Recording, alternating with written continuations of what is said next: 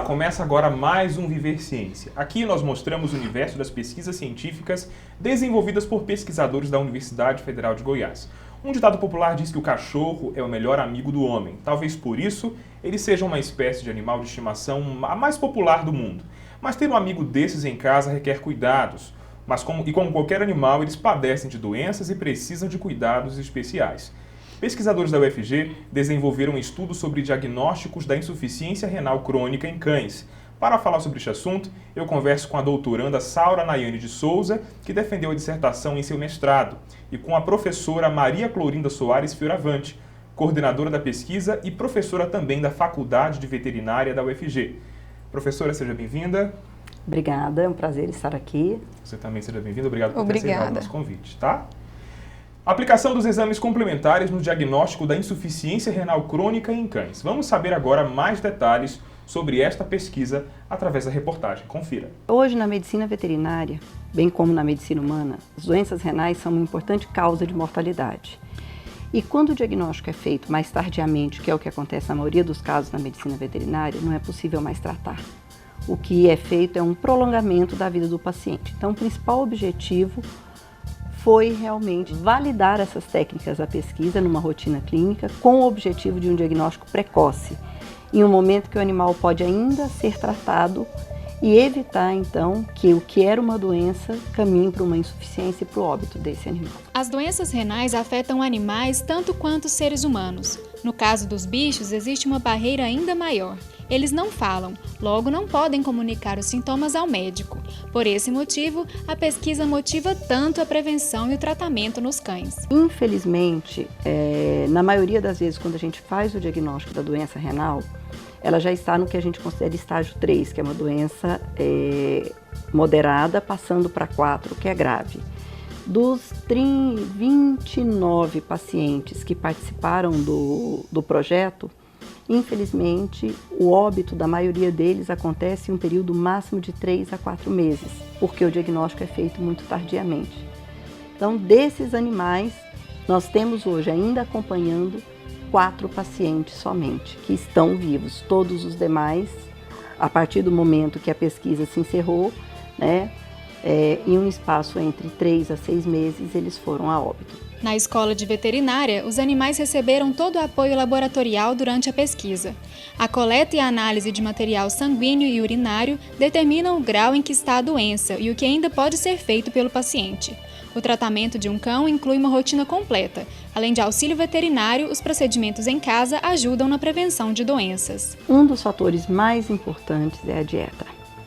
E, na verdade, a vacinação e a vermifugação. Bem, a partir de agora a gente começa então o nosso bate-papo. Eu gostaria de saber quais foram os principais métodos de diagnóstico da doença estudados na pesquisa. Os métodos de diagnóstico foram a avaliação clínica do animal, fazendo anamnese, avaliando toda a condição de saúde, estado de saúde, e também fazendo as perguntas para o tutor do animal, a respeito da evolução, se está apresentando alguma sintomatologia clínica referente à doença e sinais clínicos gerais. E também a avaliação tanto da pressão arterial, quanto também a avaliação de exames de sangue, e a avaliação também ultrassonográfica do rim. Queria saber em relação à manutenção desse paciente, do animal no caso. Essa manutenção do paciente com insuficiência renal é um desafio para os veterinários? É fácil lidar com esse tipo de caso, professora? Não. A insuficiência renal crônica é um problema gravíssimo e muitas vezes o tempo de vida do animal após o diagnóstico é muito curto. Então, a expectativa do veterinário às vezes é muito ruim, porque o paciente vive muito pouco tempo após o diagnóstico. Então, na verdade, isso reforça a necessidade de procurar fazer diagnósticos precoces quando ainda é possível tratar esse animal. A gente está só começando, daqui a pouquinho a gente continua. Participe do nosso programa, envie uma mensagem para o nosso e-mail, Twitter ou Facebook e acesse a nossa página na internet. O Viver Ciência vai para um rápido intervalo. Voltamos em seguida para entender as aplicações desta pesquisa e como ela pode beneficiar a nossa sociedade. Continue com a gente, este é o Viver Ciência. A ciência é viva quando ela é estudada, compartilhada e também experimentada por toda uma comunidade e que consegue vivê-la.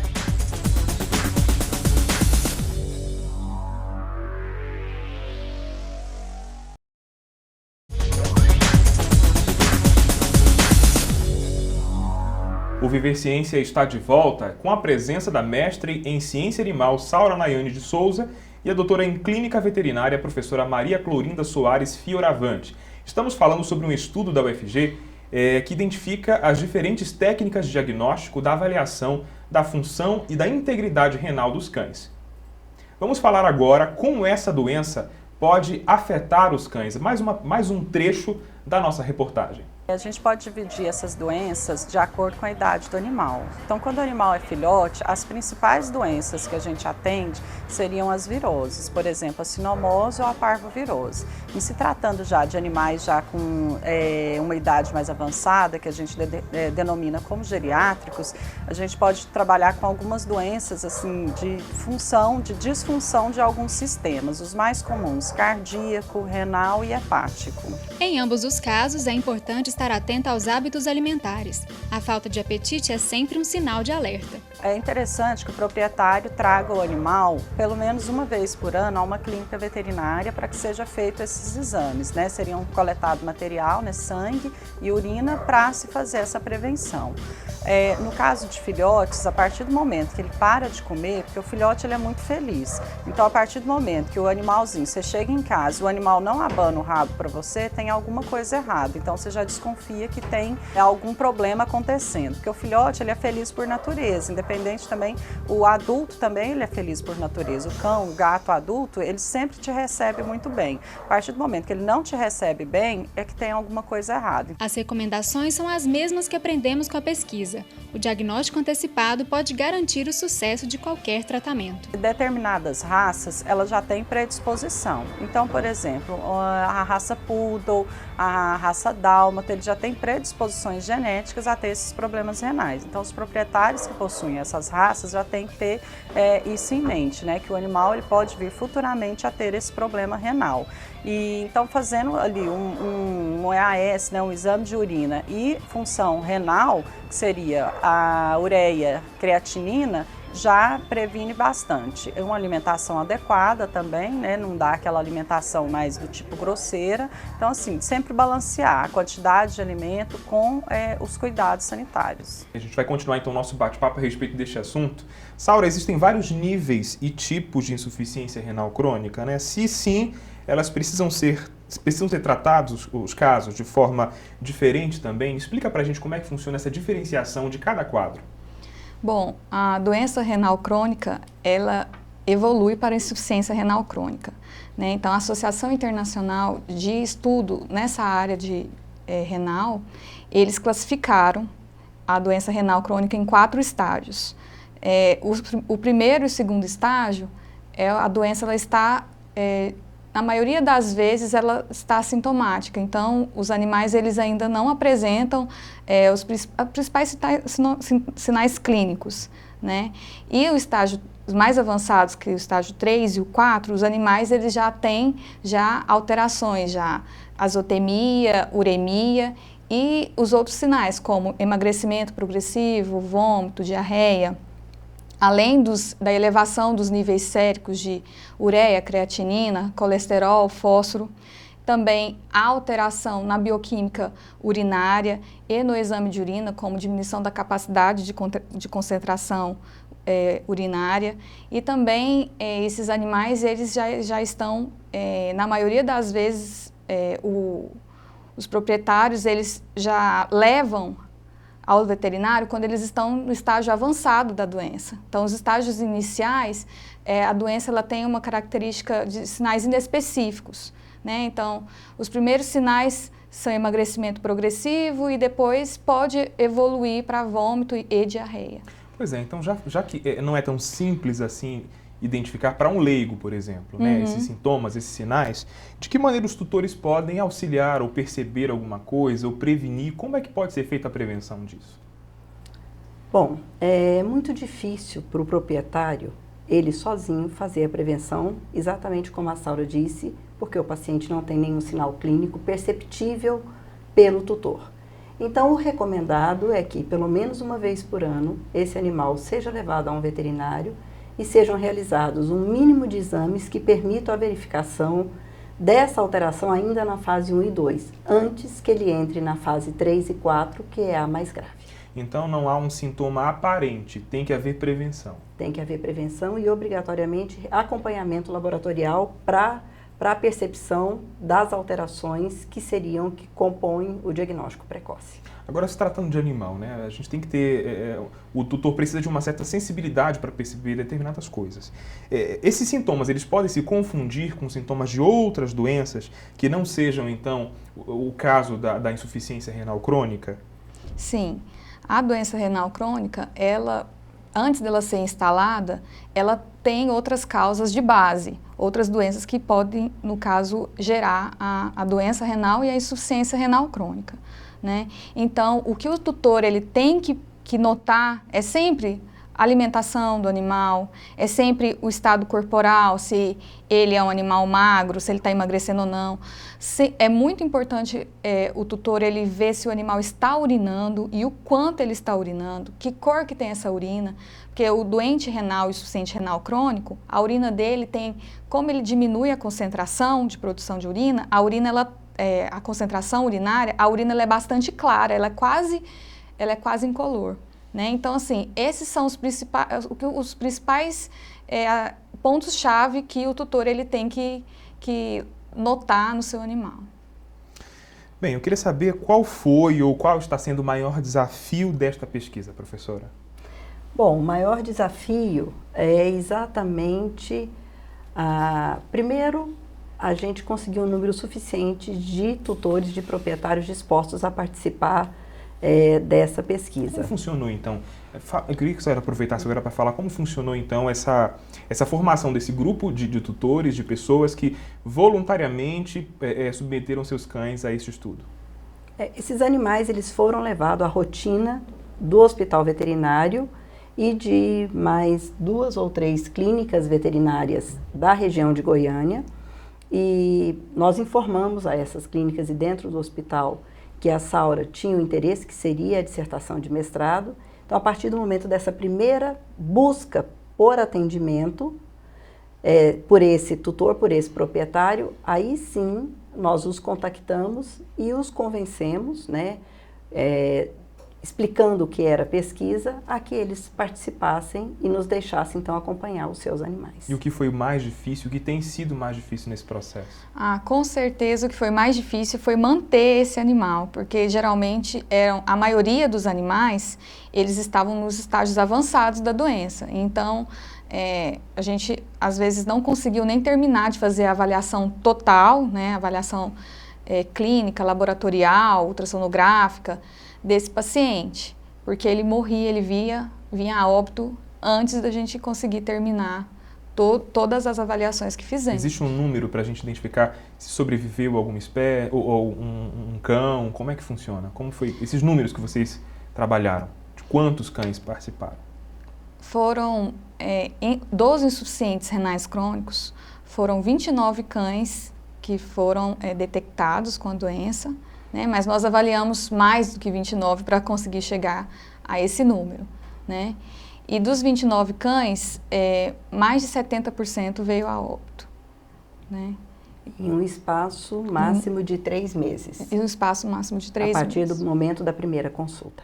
Eu queria compreender agora, para que o público também possa conhecer melhor, né, a respeito de como cuidar de um animal devidamente, adequadamente, eu queria que vocês falassem como são feitas, então, as pesquisas em animais, né? Quais são os cuidados que têm que ser tomados? Bom, o primeiro cuidado que a gente tem que tomar é que a pesquisa não pode infligir dor nem desconforto ao animal. Esse modelo de estudo, de pesquisa, ele é relativamente fácil de ser conduzido porque nós não provocamos a enfermidade, nenhuma alteração do animal. Ao contrário, nós estamos buscando animais que já estão enfermos para fazer o acompanhamento, não só laboratorial, como também de tratamento. E obrigatoriamente, hoje, qualquer pesquisa com animais, nós precisamos passar isso por um comitê de ética. Ou seja, essa pesquisa, esse estudo, antes de começar, ele tem que ser validado por esse comitê para que tenha certeza que esses animais não vão ter nenhum sofrimento desnecessário. Em seguida, o proprietário, ele é informado e é apresentado a ele o que a gente chama de termo de consentimento, ele assina esse termo.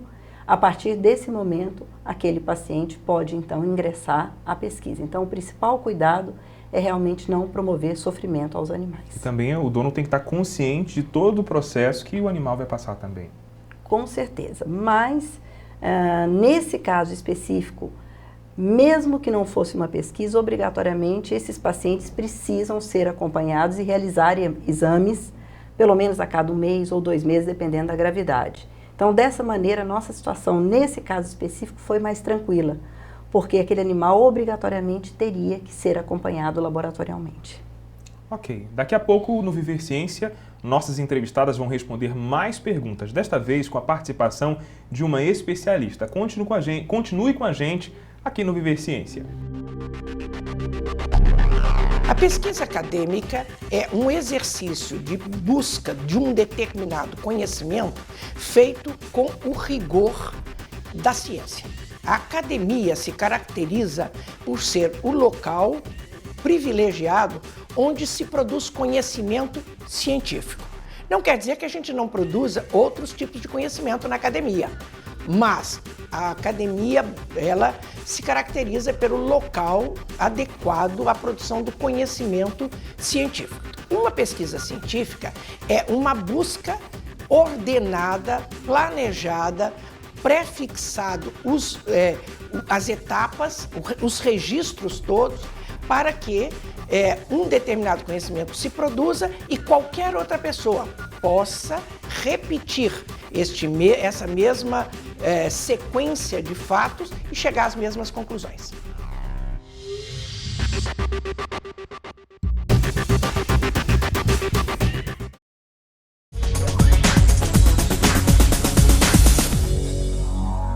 O Viver Ciência está de volta. Estamos falando sobre a pesquisa Aplicação dos Exames Complementares no Diagnóstico da Insuficiência Renal em Cães. Quem vai fazer perguntas sobre a pesquisa agora é a médica veterinária e membro também da diretoria da Associação Protetora e Amiga dos Animais, a ASPAM, Elvídia Delfino. Vamos conferir então a partir de agora. O que poderíamos mudar na dieta dos animais doentes renais crônicos que justificasse uma melhor qualidade de vida? Professora.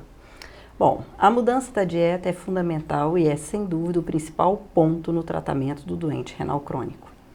É necessário que ele receba uma ração com uma menor quantidade de proteína, mas ela tem que ter melhor qualidade e mais digestibilidade.